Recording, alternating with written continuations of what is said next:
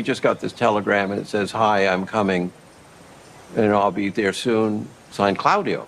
And everybody said, well, he can't get here. And I said, no, I'm not so sure. And lo and behold, he turned up at the gate.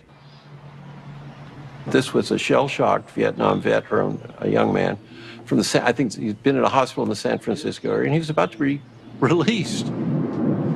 Don't confuse the songs with your own life, you know. I mean, they might have relevance to your own life, you know, but a lot of things do. And we went through a number of things. The police wanted to arrest him, and John said, don't hurt him. And then I had this guy called Claudio saying, I'm coming, and I only have to look in your eyes and then I'll know. So last week he turned up at the house, you know.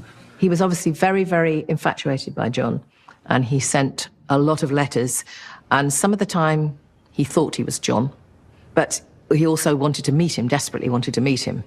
So we met, you know. I'm just a guy, man, who writes songs, you know. You can only say hello, and what else is there? Yeah, I figured that if we met, I'd know, you know, just by reading. But know what? You know, if what I was thinking was true. Or what were you, is it true? Well, I guess not. Right, I'm just a guy, man.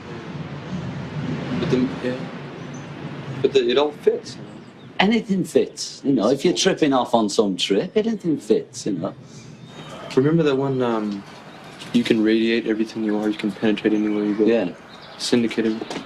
Yeah. That was just having fun with words. And I sort of the Radiate Syndicate. Radiate was, she wrote that. Radiate Syndicate. I was just having fun with words. It was literally a nonsense song, you know. I wouldn't tell you unless... I mean, Dylan does that. Anybody does it, you know. They just take words and you stick them together, and it's like throwing the I Ching or something. You just see what happens. You take a bunch of words, you throw them out, and see if they have any meaning. Some of them do, some of them don't. Remember old Hare Krishna has nothing on you? Yeah, well, he don't. Yeah. You know, I mean, you're it.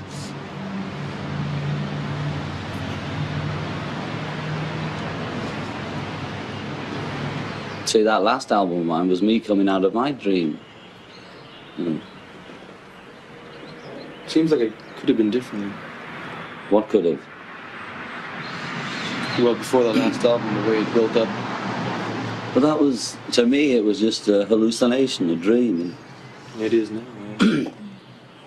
'Cause it's over. Right. I mean, you can last your whole life on that dream, you know? And then it's all over. Well, you weren't thinking of anyone in particular when you were singing all that. How could I be? How could I be thinking of you, man? Well, I don't know, maybe I don't care me, but it's all somebody. I'm thinking about me, or at best Yoko, if it's a love song.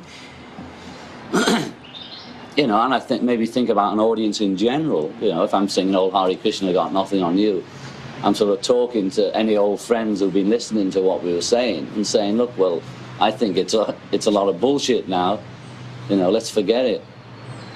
You know, and that, as far as I'm concerned, you know, and but that's it. I'm basically singing about me. I'm saying, you know, I had a good shit today, and this is what I thought this morning, and you know, and oh, I love you, Yoko, whatever. I'm singing about me and my life, you know, and if it's relevant for other people's lives, that's all right. He had great empathy, which is, if you think about it, can be... There was no sort of particular security. And one of our assistants told us that there was this strange guy that was just staying in our gardens almost every night. John always felt responsible for these people because they were the result of his songs. That's how he... Boy, you're going to carry that weight for a long time. That was just... That's Paul sang that. Yeah. Paul sang that? Well, that belongs to all of us. He's thinking about all of us. Are you hungry? Hmm? Yeah. Let's give him something to drink.